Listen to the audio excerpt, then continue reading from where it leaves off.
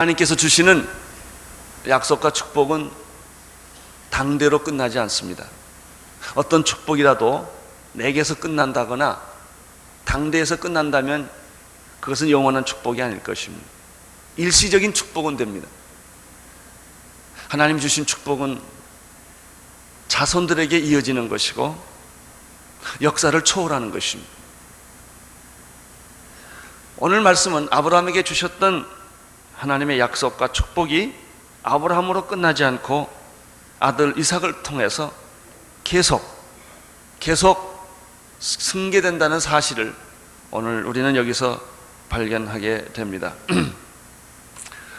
왜 아브라함의 축복이 아들 이삭에게 승계되었을까? 아들이 많은데, 다른 아들도 있는데 약속의 아들이기 때문입니다. 왜 아들 이삭에게 이 축복은 계승되는 것일까? 그것은 약속의 아들이기 때문만도 아닙니다. 믿음의 사람이기 때문에 그렇습니다. 우리는 두 가지 축복의 계승의 요건을 발견합니다. 첫째는 약속의 아들이어야 하고, 두 번째는 그 축복을 받는 사람이 믿음이 있어야 합니다. 믿음의 아들이어야 한다는 사실입니다. 아브라함의 아들 이삭은 사실 믿음의 아들은 아니었습니다. 굉장히 유약했고 비겁했고 이기적인 사람이었습니다. 마치 우리들의 모습과 별 다름이 없는 그런 사람이었습니다. 우리는 여기서 발견합니다. 처음부터 믿음의 사람이 태어나는 것은 아니다. 다 연약하고 부족하고 실수가 많고, 그리고 참 사람 같지 않는, 그 축복받을 만한 그릇이 아닌데도 하나님이 그를 사랑해서 그 축복을 계속하게 하신다는 사실을 배우게 되는 것이죠. 자, 1절부터 시작하겠습니다. 1절을 보십시오. 시작. 아브라함 때 첫 흉년이 들었더니 그 땅에 또 흉년이 들매 이삭이 그랄로 가서 블레셋 왕 아비멜렉에 이르렀더니. 아브라함 때도 흉년이 있었습니다. 믿음이 없었던 아브라함은 가족들을 더불어 약속의 땅에 계속 머물지를 못하고 풍요로운 땅, 자기의 행복을 약속해 줄 것만 같은 땅, 그것이 애굽입니다. 롯은 옛날에 소돔과 고모라로 떠났습니다. 아브라함은 이 애굽 땅으로 피신하는, 거기 갔다가 아브라함이 아주 큰 수치를 당하고 부인을 뺏길 뻔하는 그런 아주 위기를 겪고 다시 돌아옵니다. 그런데 이상하게 이삭의 경우도 마찬가지였다는 것입니다. 이삭도 흉년을 만났습니다. 그렇다면 아브라함도 흉년을 만났고 이삭도 흉년을 만났다면 누구든지 믿음을 가진 사람은 다 인생의 시련과 위기를 형태가 다를 뿐이지 만난다는 사실을 우리는 여기서 배우게 됩니다. 따라서 내 인생의 위기와 시련을 만날 때 나만 당한다는 생각을 하지 않게 되기를 바랍니다. 그것은 누구든지 다 겪을 수 있는 일이기 때문에 그렇습니다.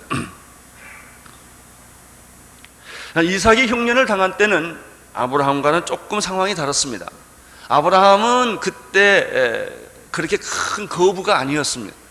돈은 많이 있긴 했고 재산도 많이 있었지만 그렇게 큰 거부는 아니었는데, 이삭의 경우는 좀 다릅니다. 왜냐하면 아브라함의 부를 다 상속받았던 때였기 때문에 그는 더 많은 고뇌와 번뇌를 했어야 했습니다. 흉년으로 인하여 그 많은 재산과 가축들과 그리고 그 많은 부를 앉아서 잃어버리고 있을 것인가, 아니면 책임자로서 이삭이 가장으로서 자기의 재산을 지켜야 되고 부를 지켜야 되는 그런 책임감 때문에 그는 이 자리를 떠나서 애굽으로 비옥하고 살기 좋은 곳으로 피신해야 할 것인가 라는 그런 결정을 해야만 했습니다. 지금 그 땅에 그냥 그저 앉아있자니 집이 다 망할 것 같고, 떠나면 하나님의 약속을 저버리는 것 같고, 어떻게 해야 될지 이 이삭은 하나의 시련, 위기에 부딪히게 됩니다. 믿음이 성숙하지 못했던 이삭, 아직은 믿음이 성숙하지 못했던 이삭은 하나님의 약속, 아브라함의 그 약속보다는 현실적으로 자기 재산을 지켜야 된다는 강박관념이 훨씬 많았습니다. 결국 그는 약속의 땅을 저버리고 애굽으로 피신해야 된다고 하는 결정을 하게 됩니다. 애굽 땅으로 가는 도중에 그는 아비멜렉 왕이 통치하는 블레셋의 수도 그랄에 머물게 됩니다. 2절을 보십시오. 2절 시작. 여호와께서 이삭에게 나타나 가라사대 애굽으로 내려가지 말고 내가 내게 지시하는 땅으로 가라. 1절에 보면 흉년이 들 때 이삭이 그랄로 가서 블레셋 왕 아비멜렉을 만났다고 말했습니다. 이 블레셋은 지금 이삭이 살고 있는 땅과 애굽과의 중간 지역, 가나안의 접경 지역에 있는 나라인데 먼저 그랄로 먼저 갑니다. 그러나 이삭의 마음은 그랄이나 블레셋이 아니었습니다. 하나님이 딱 지적해 주었습니다. 2절에 보니까 너는 애굽으로 가고 싶어 했다고 그랬어. 2절에 여호와께서 이삭에게 나타나 가라사대 애굽으로 내려가지 말라라는 것이 하나님의 말씀입니다. 그리고 내가 내게 약속한 땅이 있지 않느냐, 기근이 있고 고난이 있고 역경이 있어도 그 땅 떠나지 말고 그냥 거기 있어라 하는 것이 하나님의 명령입니다. 하나님의 약속과 축복은 분명합니다. 그것은 약속의 땅에 머물고 있으라는 것이죠. 대부분의 많은 사람들은 약속의 땅이냐 아니냐보다 더 중요한 것은 살기 좋으냐 어려우냐를 결정합니다. 어려우면 사람들은 피합니다. 고난이 오고 어렵고 힘들고 오해를 받고 속상해도 하나님이 약속하신 말씀을 붙잡고 그 자리에 있어야 함에도 불구하고 사람들은 편리함을 따라갑니다. 사람들은 이기적인 인간이기 때문에 눈에 보이는 이익이 생기면 따라가는 모습을 볼 수가 있습니다.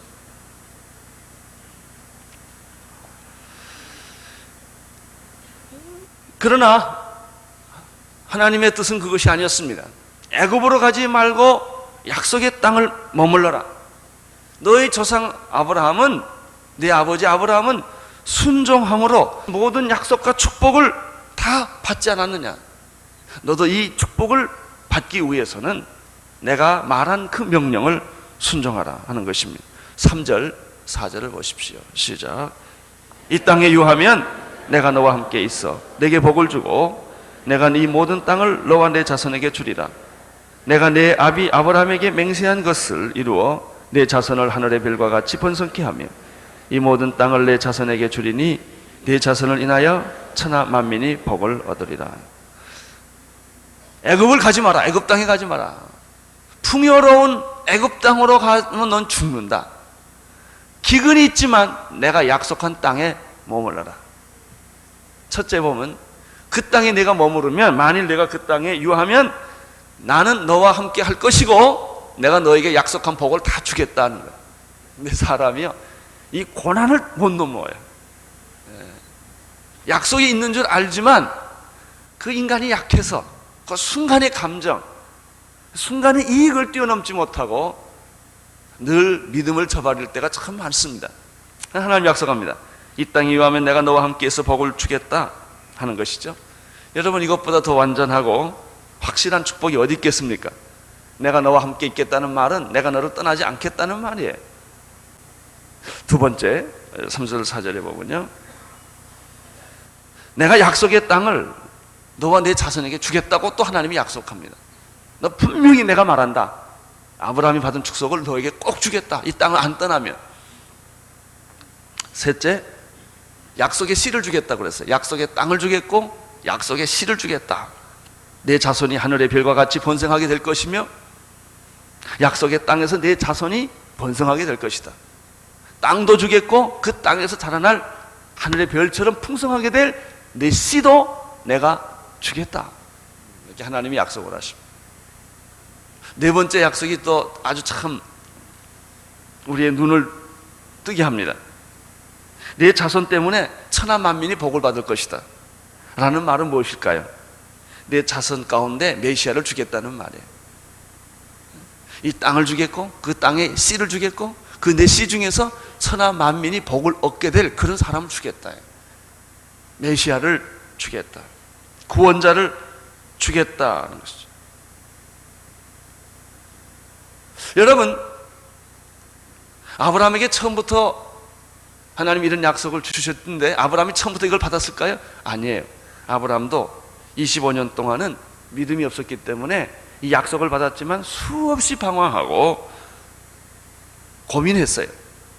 그리고 세상적인 방법으로 이것을 이해했고 세상적인 방법으로 하나님을 섬기려고 했다가 얼마나 많은 역경과 고난과 시련을 겪었는지 모릅니다. 그렇지만 이 고난과 역경과 시련은 자기의 실수와 실패 때문에 믿음 없었기 때문에 이루어진 것이긴 하지만 상대적으로 이 시련과 고난과 그리고 역경은 아브라함으로 하여금 믿음의 사람, 성숙한 사람으로 바꾸어주는 계기가 되는 것이죠. 5절을 보십시오. 5절 시작.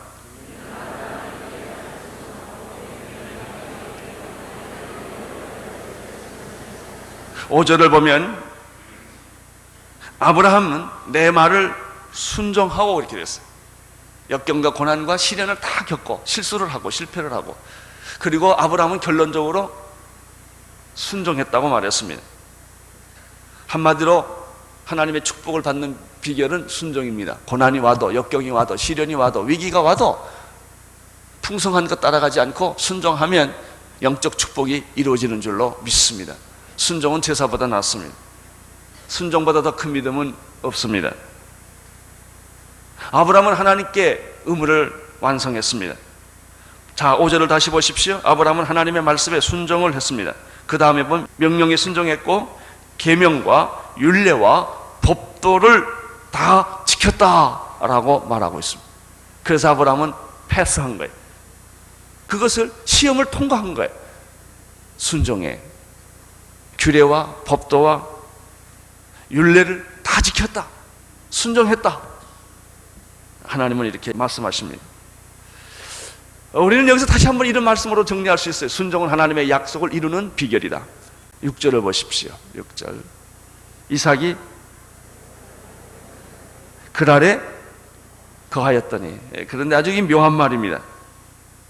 이삭은 하나님의 말씀을 이렇게 다 들었음에도 불구하고 순종을 했는데 반만 순종합니다. 이게 문제입니다. 그는 하나님의 명령을 받고 애굽으로는 안 갑니다. 애굽으로는 안 가지만 본 땅으로도 안 돌아갑니다. 그리고 중간지대인 그냥 그 아래 여러 개 있습니다. 이것이 신앙의 회색지대입니다. 한 발은 세상에, 한 발은 교회 두고 다니는 사람들 다리가 찢어집니다. 몰라서 안 하는 게 아니에요.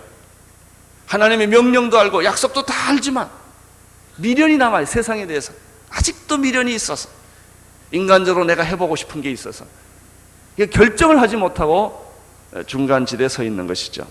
차지도 덥지도 않는 사람, 믿는 것도 아니고 안 믿는 것도 아닌 사람, 주일날 교회는 나오는데 주일날 이후에는 예수님하고 아무 상관이 없는 사람, 1년이 가도 그 사람, 10년이 가도 그 사람, 30년을 믿어도 똑같은 사람이 있어요.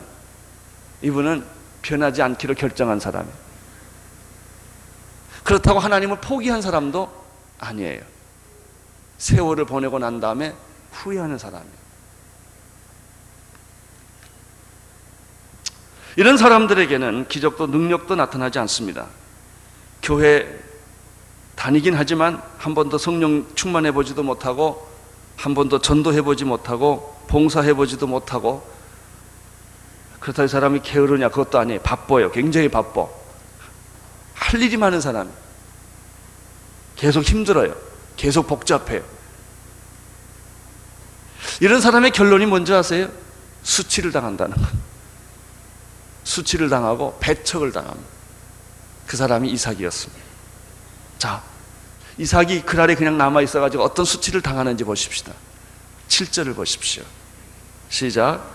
그것 사람들이 그 아내를 물으매 그가 말하기를 그는 나의 누이라 하였으니 리브가가 보기에 아리따움으로 그거 백성이 리브가에 인하여 자기를 죽일까 하여 그는 나의 아내라 하기를 두려워함이었더라. 우리나라 말에요, 부전자전이란 말이 있어요. 여러분, 아버지가 하는 실수를요 아들이 그대로 해요. 이건 막아야 돼요. 아버지가 이 실수 2번 했거든요. 믿음이 없을 때. 근데 이삭도 똑같이 합니다.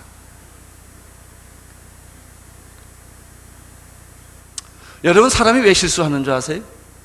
두려워하면 실수해요. 사람 무서워하기 시작하면 사람은 올무에 빠집니다. 사람에게 겁먹지 마세요.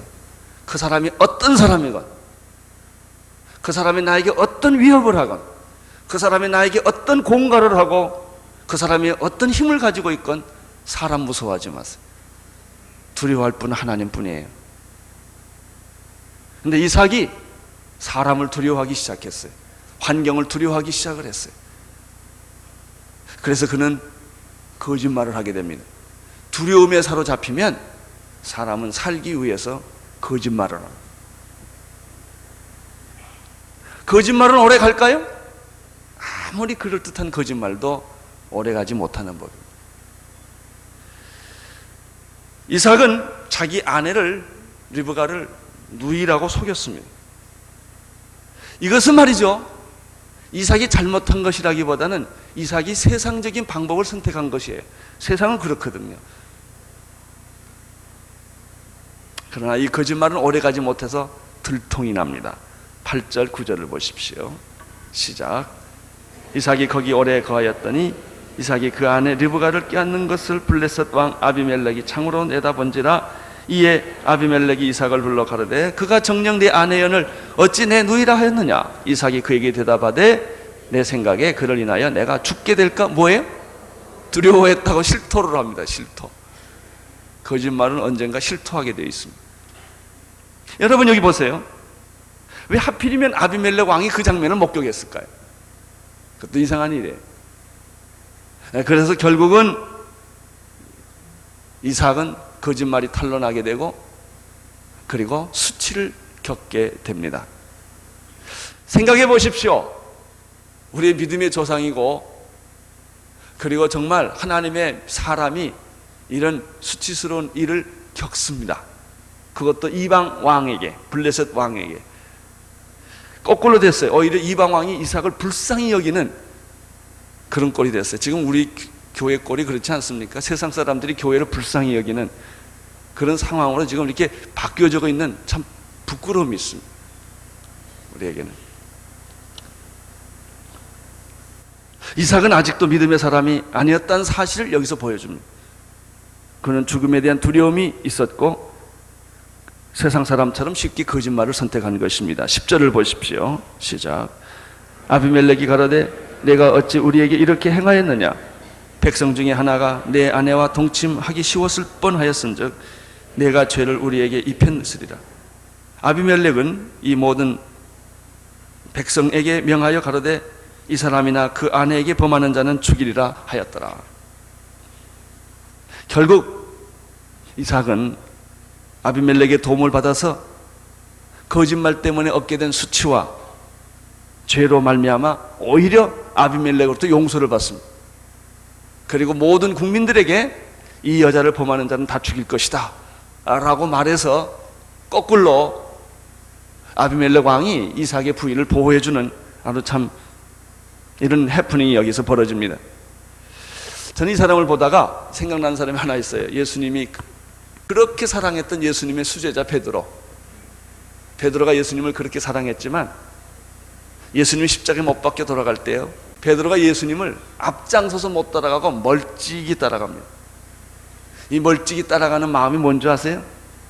같이 앞장서 따라가기엔 자신이 없고 도망가자니 양심이 괴롭고 이런 사람은 항상 거리를 두고 따라다닙니다. 이렇게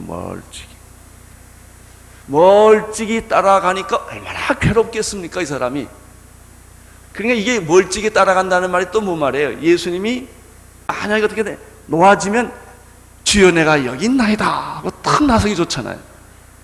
그리고 정말 어려움에 부딪히면 얼른 도망가 버리기 좋은, 거기에 멀찍이 따라가는. 그 재판받으러 간 예수님을 멀찍이 따라가다가 탁 숨어서 보다가 대문간에서 새벽에 불 쬐고 있다가 계집종 아이한테 수칠당하잖아요. 너 예수와 한편이지? 그러니까 예수 난 그런 사람 절대 몰라. 3번이나 부인하는데요, 마지막 부인할 때는 예수를 저주하며 모른다 하더라 그랬어요. 전혀 베드로는 자기가 원하지 않는 그런 말을 했고 그런 수치를 겪었던 일이 있었습니다. 마찬가지입니다. 이삭은 다시 회복됐지만 부끄러운 회복이고 수치스러운 회복을 합니다. 우리가 여기서 발견하는 사실은 무엇입니까? 이삭은 지금 이 시간까지만은 아직도 믿음의 사람이 아니라는 사실. 우리가 똑같이 거짓말하고 실수하고 사람 두려워하고 이런 사람이었다는 사실을 우리는 여기서 발견합니다. 그러나 우리가 또 하나 발견하는 사실은 무엇입니까? 하나님은 이런 사람을 쓰신다는 거예요. 여기에 우리의 감동이 있습니다. 이렇게 유약하고 비겁하고 이기적이고 자기만 생각하고 두려움에 사로잡혀 있던, 그렇다고 하나님 안 믿는 것도 아니고 이런 사람이지만 하나님은 그를 고쳐서 쓰시는 줄로 믿습니다. 나는 하나님이 여러분을 고쳐서 쓰실 것을 믿습니다. 여러분이 훌륭하고 인격적이고 도덕적이고 깨끗해서 쓰시는 것이 아니라 부족하지만 하나님은 여러분을 쓰기로 결정하셨고 여러분을 고쳐서 당신의 자녀로 하나님의 일꾼으로 쓰기를 원하신다고 하는 사실입니다. 여러분, 사람은 누구보다 처음부터 믿음 갖고 있지 않습니다. 다 실수가 있고 실패가 있고 허물이 있고 부족함이 있습니다. 아브라함도 그렇게 하셨습니다. 성경에는 나온 인물이 태어날 때부터 믿음을 가지고 태어난 사람은 없다는 거예요. 하나님은 믿음의 사람으로 만들어 가십니다. 하나님은 당신의 사람을 축복의 사람으로 만들어 간다고 하는 사실입니다. 그 사람이 아브라함이었고 이삭이었고요. 그 사람이 누군지 아세요? 예수님의 12제자였어요. 예수님의 12제자들 쓸만한 사람 하나도 없습니다. 다 성정이 우리와 같은 사람. 그런데 하나님이 그들에게 성령을 보내주셔서 위대한 순교자로 만들어 주셨습니다. 그런 사람이 사도들이었습니다. 그런 사람들을 통해 하나님은 영원한 복음을 전하게 하고 축복을 주신 것입니다. 온누리교회라고 별게 아닙니다. 하용조 목사라고 별게 아닙니다. 하나님께서 다 부족하고 연약한 우리들을 쓰시고자 하시기 때문에 억지로라도 고쳐서 하나님의 일을 하게 하신다는 이 은혜 앞에 우리는 늘 감격해야 할 것입니다. 12절, 13절, 14절, 15절까지 계속 읽겠습니다. 시작. 이삭이 그 땅에서 농사하던 하여 그 해에 100배나 얻었고 여호와께서 복을 주심으로 그 사람이 창대하고 왕성하여 마침내 거부가 되어 양과 소가 떼를 이루고 노복이 심이 많으므로 블레셋 사람이 그를 시기하여 그 아비 아브라함 때 그 아비의 종들이 판 모든 우물을 막고 흙으로 메웠더라. 이삭이 부족하고 실수가 많았음에도 불구하고 하나님은 그를 고치기 시작했습니다. 그에게 믿음을 주시기 시작했습니다. 이삭은 변하기 시작했습니다. 변하면서 더불어 하나님은 이삭에게 물질적 축복을 부어줬다는 사실을 12절 이하에서 발견하게 됩니다. 자, 12절 이하에 보십시오. 그는 물질적 축복을 받았습니다. 농사하여 수확을 얻었는데 100배가 많아졌다고 말했습니다. 어떤 사람은 번전치기나 하면 다행이에요. 요즘 세상에는 그저 손해나 안 보면 살만하지 않습니까? 근데 이삭은 100배의 농사 수확을 얻습니다. 나는 여러분에게도 하나님이 축복해 주셔서 100배의 축복 있게 되기를 바랍니다. 100배의 수확을 얻었다. 또 이삭은 13절에 보면은 창대하여 왕성해지고 마침내 거부가 되었다라고 말했습니다. 농사만 잘 된 것이 아닙니다. 목축도 잘 되어서 양과 소가 떼를 이루었다 이렇게 되어 있습니다. 그리고 동시에 많은 일하는 노동꾼, 노복도 많이 생겼다. 여러분, 이러한 물질적 축복은 부족하고 연약한 이삭에게 하나님이 쏟아주시는 은혜였습니다. 나는 이런 축복이 우리 온누리교회 성도님들에게도 임하기를 바랍니다. 농사지면 100배나 되고 가축도 잘 되고 여러분 집안에서 일하는 사람이 다 축복받고 누가 봐도 이것은 저 사람은 하나님으로부터 축복받은 사람이었구나 라고 말하게 되었다는 것이죠.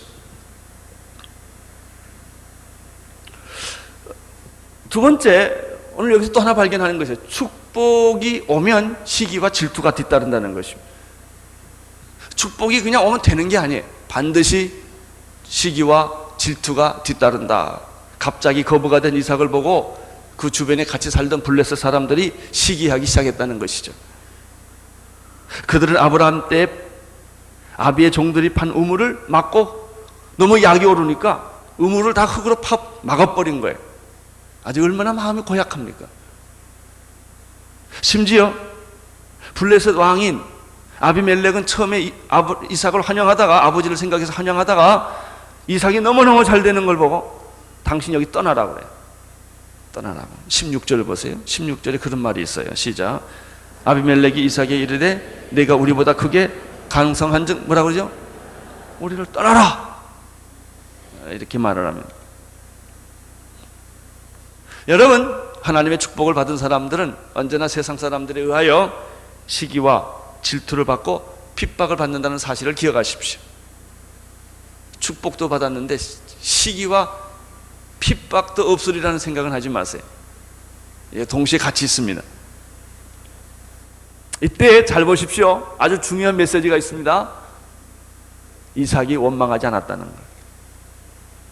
여기에 판가름이 납니다. 자, 축복을 받았습니다. 질투와 시기와 핍박이 왔습니다. 그때 질투와 시기와 핍박을 받을 때 불평하냐 안 하냐가 이게 중요해요.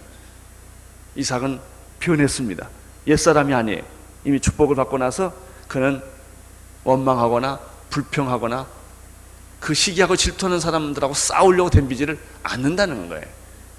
여기 하나님의 사람의 모습으로 이삭이 변해가는 것을 발견하게 됩니다. 17절 18절 읽어주십시오. 시작. 이삭이 그것을 떠나 그랄 골짜기에 장막을 치고 거기 우거하여 그 아브라함 때 팠던 우물을 다시 팠으니 이는 아브라함이 죽은 후에 블레셋 사람이 그 우물을 메웠습니다. 그 우물들의 이름은 아비의 이름을 부르던 것처럼 불렀다.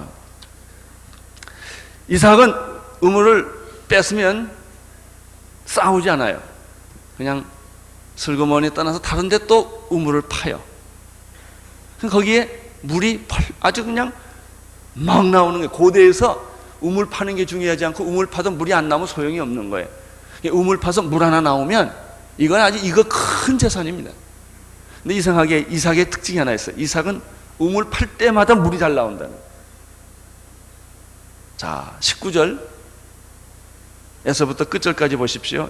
이삭의 종들이 골짜기에 파서 셈의 군을 얻었더니 그랄 목자들이 이삭의 목자와 다투어 가되 이 물은 우리의 것이라 하여 이삭이 다툼을 인하여 그 우물들을 에색이라 하였더라.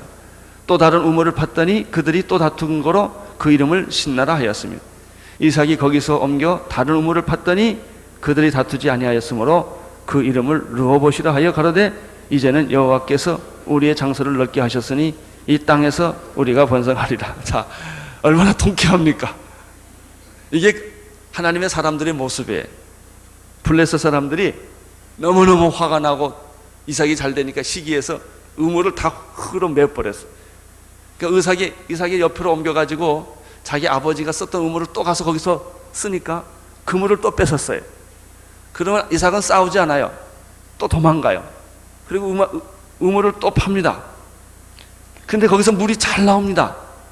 그 이름을 에색이라고 그랬어요. 또 뺏었어요. 그러면 또 떠납니다. 또 땅을 파는데 물이 잘 나와요. 그 이름을 신나라고 그랬어요. 신나를 또 뺏었어요. 그러니까 이삭이 또 다른 데를 옮겨갑니다. 그리고 우물을 팠는데 이 아비멜렉 왕이나 블레셋 사람도 양심은 있었던 것 같아요. 계속 싸우고 뺐다 보니까 겁이 난 거야. 더 이상 싸우면 안 되겠다. 쟤하고는 더 이상 싸우면 안 되겠다. 나는 그런 축복이 여러분에게 있기를 바랍니다. 세상 사람들이 여러분을 괴롭히다가 우리가 그 맞대응하는 거 아니에요. 그냥 당하는 거예요. 근데 우리는 또 이사 가서 또 하면 또 잘 돼요. 그럼 또 뺏어요. 그러면 또 도망가요. 또 해요. 또 잘 돼요. 그래가지고 그 사람들이 나중에 스스로 포기하는 거예요. 야, 저 사람은 건들면 큰일 나겠다. 저 사람은 하나님과 함께 하는구나. 이삭이 그랬다는 겁니다. 할렐루야. 나는 오늘 아침에 여러분에게 그런 축복 있게 되기를 바랍니다. 여러분이 잘 되면 시기하고 질투하는 사람이 꼭 생깁니다. 여러분 죽이려는 사람이 생겨요. 그때 그 사람하고 원망하고 다투고 싸우지 말라는 거예요. 그리고 여러분들이 무슨 일을 하든지 여러분이 손대면 다 잘 되는 거예요. 이 하나님의 축복이에요. 나는 여러분들이 손대는 것마다 하나님의 축복이 있게 되기를 바랍니다. 여러분이 가는 것마다 하나님의 축복이 있게 되기를 바랍니다. 그러면 원수들이 와서 그걸 다 뺏어가고 치기하고 질투합니다. 그러면 우리는 또 이사를 갑니다. 근데 잘 돼요. 또 이사 갑니다. 또 잘 돼요. 나중에는 그들이 스스로 와서 당신하고는 안 싸우겠어. 우리하고 화친합시다. 내가 당신한테 계속 싸웠다는 하나님이 날 치겠어. 라는 두려움을 갖게 된다는 사실을 오늘 우리는 이삭에게서 배우는 것입니다. 이것이 하나님의 사람입니다. 이삭은 이렇게 해서 하나님의 축복을 받게 됩니다. 기도하겠습니다. 하나님 아버지, 오늘 우리는 이삭을 보았습니다. 우물을 빼앗겼지만, 사람들에게 질투와 시기를 받았지만, 그렇지만 그는 하나님을 의뢰하고 또 우물을 파고, 우물을 빼앗겼지만 또 우물을 파서, 그가 물리적으로 사람과 싸워 이긴 것이 아니라 믿음으로 사람들을 감동시키고 변화시켰던 아름다운 이삭의 모습을 보았습니다. 우리에게도 이런 영적 리더십을 주시고, 우리 성도들이 하는 일들마다 농사가 100배나 잘 되게 도와주시고, 가축이 때로 지어 잘 자라게 도와주시고, 아버지 산업의 축복을 받는 그런 은혜를 우리 성도님들에게도 부어 주옵소서. 예수님 이름으로 기도드리옵나이다.